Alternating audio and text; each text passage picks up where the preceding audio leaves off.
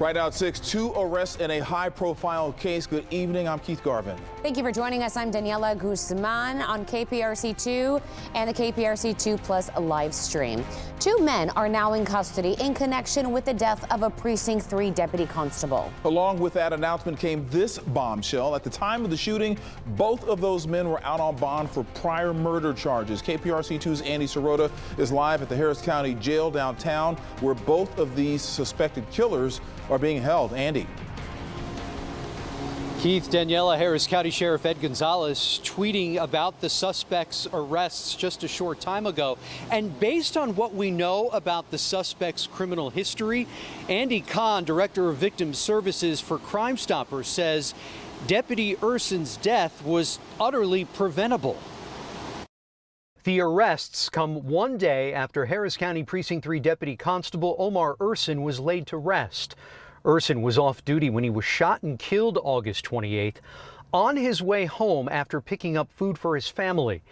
Ashim Taylor and Jalen Womack were both out on bond at the time, stemming from separate murder cases. This was a tragedy, yes, but if his bond would have been revoked and remain revoked, more than likely this particular officer with Precinct 3, Officer Urson, would be alive today. Taylor was charged with capital murder and tampering with evidence back in June of 2021. He's accused of attempting to rob a man. Authorities say he ended up shooting and killing him. He was given a $200,000 bond, and that was reduced to $75,000 by the judge. A bond violation was filed in court back in January after he failed to appear.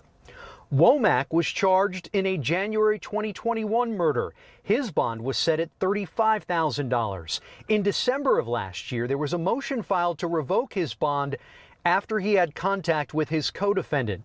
He was found with marijuana and firearms and was remanded into custody, and his bond was raised to $75,000, which he then posted. So you have 2 defendants on bond for murder and capital murder that are now charged with murder. I wish I could say this was an anomaly.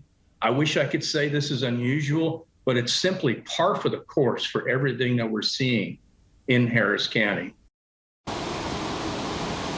Womack's bond conditions included wearing a GPS device. He also had a curfew and was supposed to provide a work schedule to pretrial services weekly. Live downtown tonight, Andy Sirota, KPRC 2 News.